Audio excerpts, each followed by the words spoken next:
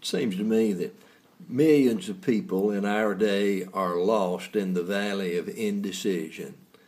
Seems to be the hardest thing in our time for people to make up their minds about most anything.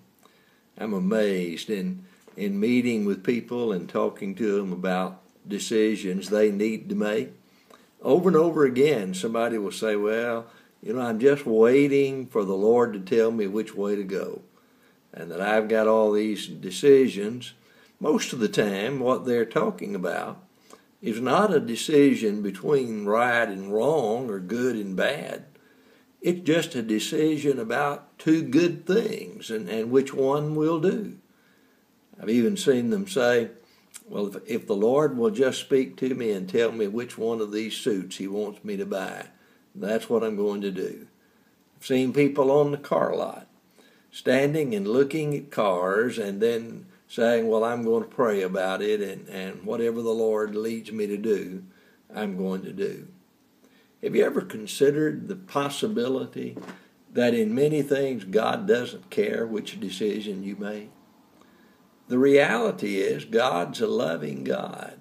He's a grace-filled God. And he's not communicating to us about every little thing in the world.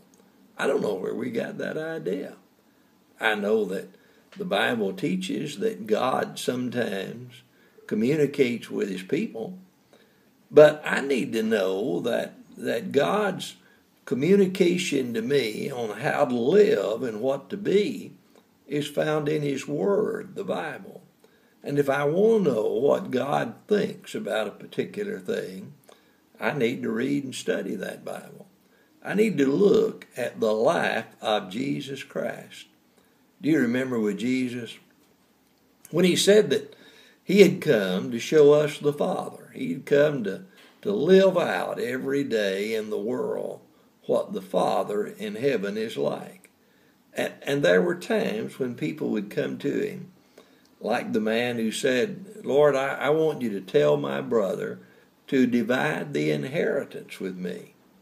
And Jesus turned to him and said, man, who made me a ruler and a judge over such matters? He refused to get caught up in making the decisions about things that were really not a part of what he was doing or a part of his mission in the world. He went from there to tell the story about a rich farmer.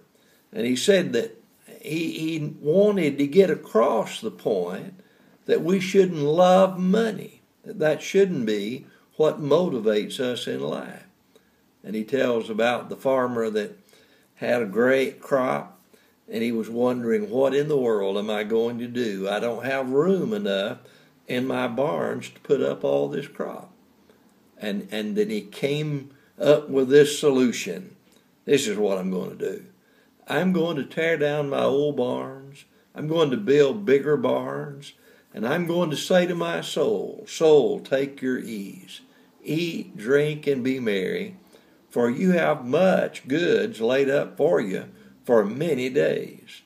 And the Lord answered him and said, you fool, this night your soul will be required of you, and then whose will these things be? And then Jesus adds at the end of it, and so is it with everyone that is rich in this world, but is not rich toward God. So God's greatest concerns in our life aren't about what we're going to get or have or possess in this world. They're about our relationship with him. They're about our relationships with each other. It's about what we're doing to make a difference for good in the world that we live in. God is concerned about us caring for the needy and the orphan and caring for the elderly, that we would be ones that represented him well in the world around us. I need to be one that tries to do what's right and live in the will of God.